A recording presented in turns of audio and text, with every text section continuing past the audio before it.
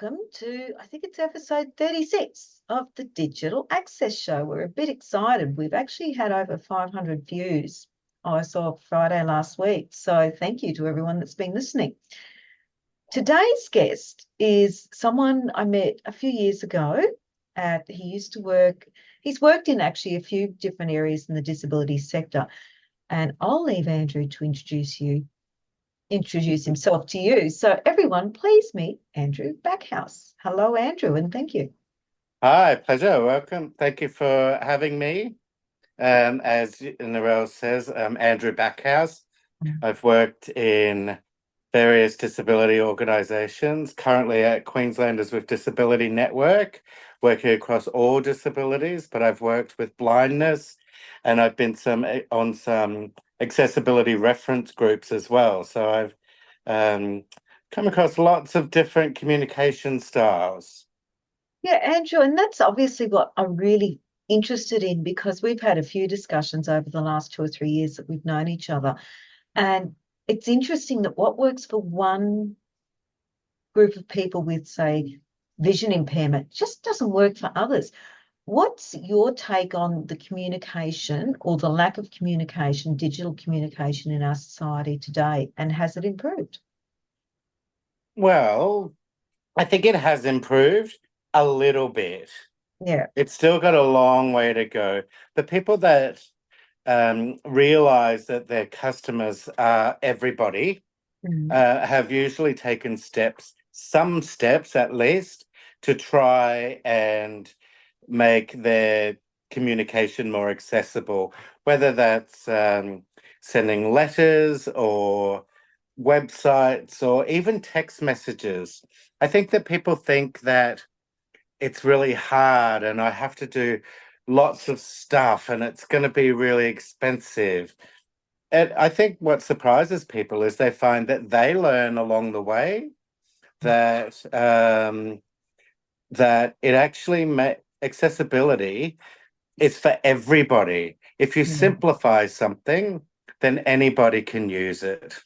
And I think that's a big takeaway that people have started to realize and helps them across their business. If somebody walks into a store and you're conscious of how you are communicating with that person, just being aware of it can help your communication. Yeah. What's the barriers that you're seeing at the moment? What are the biggest barriers that you're really seeing, or challenges, as I like to term it, that in your work that you're seeing that your clients are experiencing on a daily basis? Yeah, and I think it's that awareness. It's some people just haven't been exposed yet to the accessibility problems of others.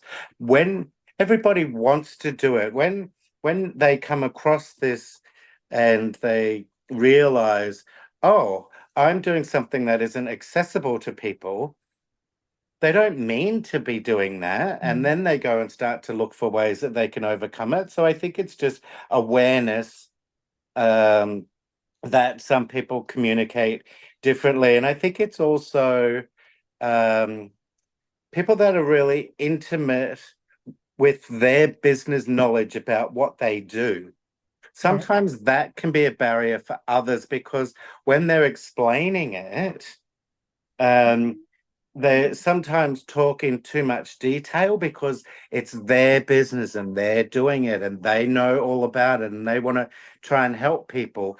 But sometimes if you just give the simple message about what you do, then people understand it more. And that's everybody, whether it could be somebody with autism, or it could be somebody that has low vision, or it could be somebody that's hard of hearing. If you keep it simple and take out all the jargon and just explain what it is that you do, I think that people start to realize, oh, okay, so what I really want to tell them is not all of this detailed stuff. It's just, this is the problem that you have identified, and I have the business solution for you.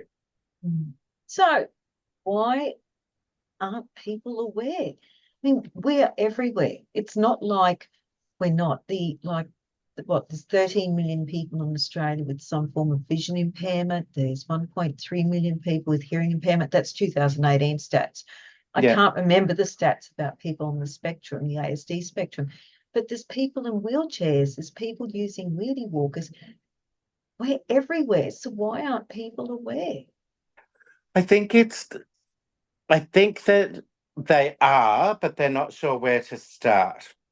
And I know of some organizations that have been really quite conscious of it, and they make sure they've got ramps, for people in Yeah, wheelchairs, and, even low counters so people in wheelchairs can feel more comfortable and don't have to yeah, speak to somebody that they can't see, which is fantastic. But then they forget that there are others, um, so that accessibility sometimes it goes with the visual. Oh, yeah, we can see that person is in a wheelchair and potentially needs some assistance. So let's make mm, sure we put all the ramps so they're fine. yeah, But it's the ones that have maybe low vision that don't yeah, look like they need help, or it might be somebody with, like I said before, that's on the spectrum or has ADHD that yep, might not, they might not look like they need any assistance.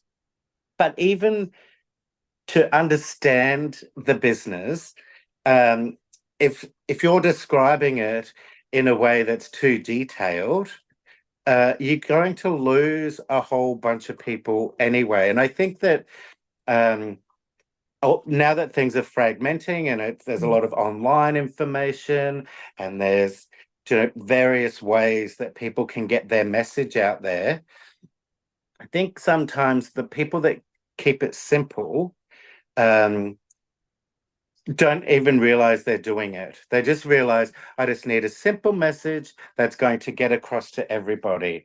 And I think the communication message um, for people that need it um, isn't getting it out there because people feel like they either feel like they're doing it enough or they just don't know where to start.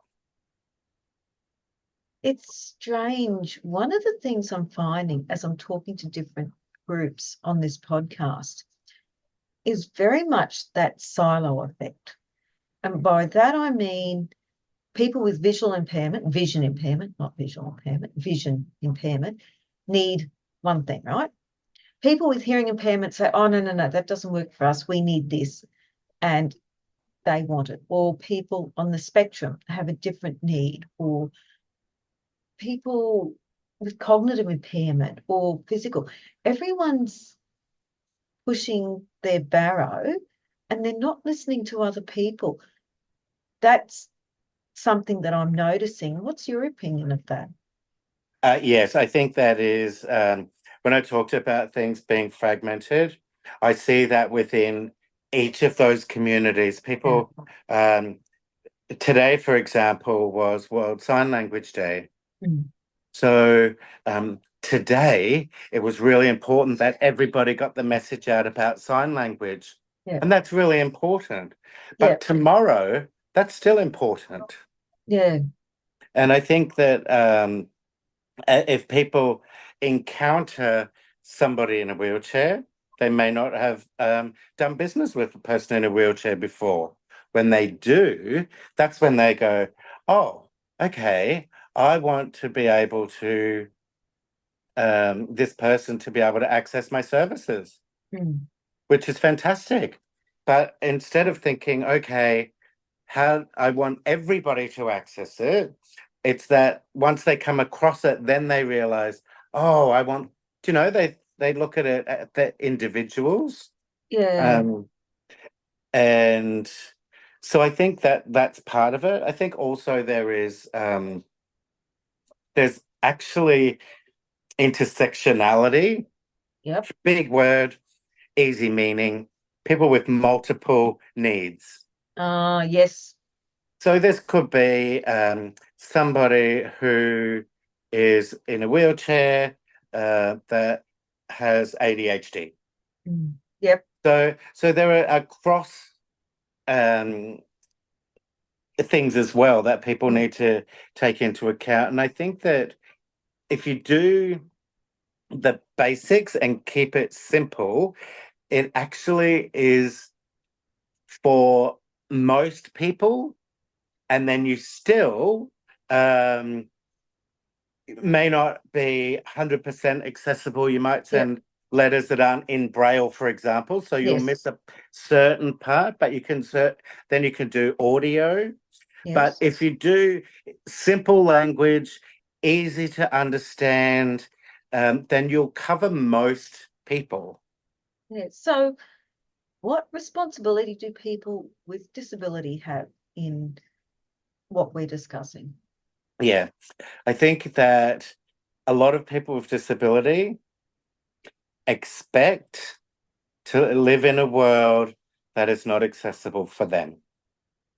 And they have a lot of them have for a long time. A lot of people don't realize it's actually against the law to discriminate. Yeah. And discriminate's a big, ugly word, but it means providing your service that isn't accessible to somebody. Mm. So having simple things in place, um, easy read.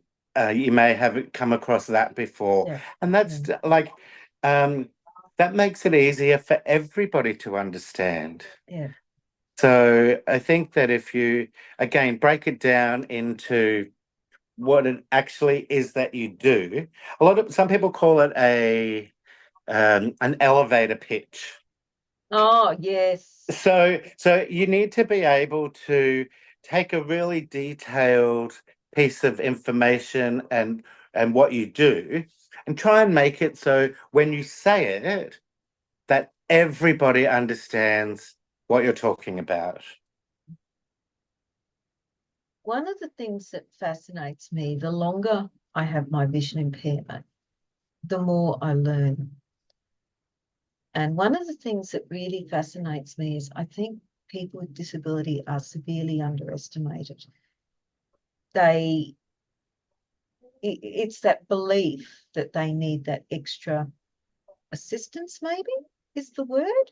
Yeah, And it fascinates me that people are not letting the person with disability, and I don't know if I'm using the right word, letting, be themselves and be independent. And yeah, that includes in the communication area. yeah. I think it's unconscious bias. Yeah, Again, I don't think people choose to do that. And it yeah, comes from everybody wanting to help. You yeah. see somebody crossing the road and you Mm, want to help them across.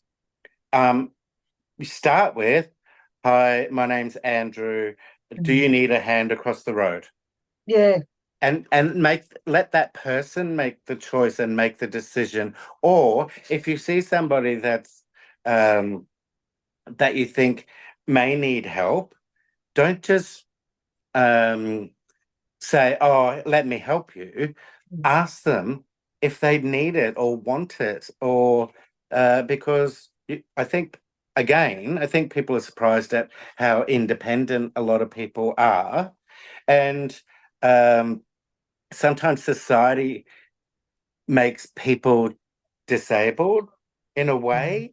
Like somebody who's blind, for example, mm. they get up in the morning and they have breakfast and they get dressed and they get on the train and they go to work and they work all day and they come home and they have a shower and get dressed and go out for dinner. But then somebody has to read the menu to them. Oh my So gosh, yes. so all day they've been independent, doing whatever they do, and then they have to rely on somebody at the very end of their day. Yeah, And I think that just being aware of that and I've seen restaurants uh, amazing. yeah, They say, "Oh, do you have a brow menu?" "Oh, no, we don't, but can I read it to you?" yeah, So there is a way again of you don't need to. oh, you can't see. I'll tell you what's on the menu. Well, no, because they're probably there with somebody. Yeah. Yeah. And they don't need you hovering over them. But I think it's that independence that people don't realize. They see maybe the dog or the cane and think, oh, this Mm. person needs help. Yeah. And Yeah. certainly the chair. Yeah. Everybody wants to push somebody in a chair, um, which is probably really annoying for most people. Yeah. I was I was at a cafe last week and the experience I had was exactly what you said. But it was quite funny because I was actually meeting a friend who happens to be in a wheelchair and it's an electric wheelchair. So I got lost. Someone said, oh, I think you're in the wrong building. Asked where I went and they said, yeah. And I'm saying, just keep talking and I'll follow your voice. And they were good. They had it all down pat and I got in there. But the funniest part was the guy in the wheelchair because I said, oh, look, I'll follow you up to the counter. Make a noise because it was an electric wheelchair. And anyone else would have laughed, but all I heard was this beep, beep, beep, and he's saying beep, beep as he's driving the chair. And all I could say is, you bastard. And I cracked up laughing because it was such a simple thing, but it was so effective. And then I said, oh, look, I can't see what's there. And he said to them, oh, tell her what's there. I'm having a brownie. And I was into him, you can't do that. It's lunch. And they just laughed at us. And yeah, we've got this and this. What would you like? And it was so well done. But you get others where they want to read everything. Yeah, yeah. And you just sort of say, what do you feel like? Do you Mm, feel like something like a salad, or do you want something more yeah, substantial, like a steak, or yeah, um, and because I think it's that um, people, I think it comes from a good place. yeah. I think people do want to help, but being more aware. And look, I think the more people with disability um, say, I'm fine, thank you. Just tell me the entrees or Yeah. something like that. But I think again, people with disability are usually quite used to people being like that to them. So sometimes they will just um, be frustrated and just say, oh, let them read it. But I think if the more people become um, aware of it. And I Yeah. think there's also things like, and that's like that alternate text, for example. Yep. So that helps all sorts of people. It helps people with sensory issues, but it also just helps people um, be clear about what it is, and how it's described can sometimes give them a different idea of what it is. And I Yeah. found this with international people. Oh, Sometimes what they do is they will pull out their Spanish to English dictionary yeah. to get the full meaning of the word, Yeah. because we call it something and they call it something, but together they get the full meaning of the word by taking it back to, oh, so this is how it's derived. And Yeah. again, that keep taking it back to its simplest form helps them understand the English meaning of the word.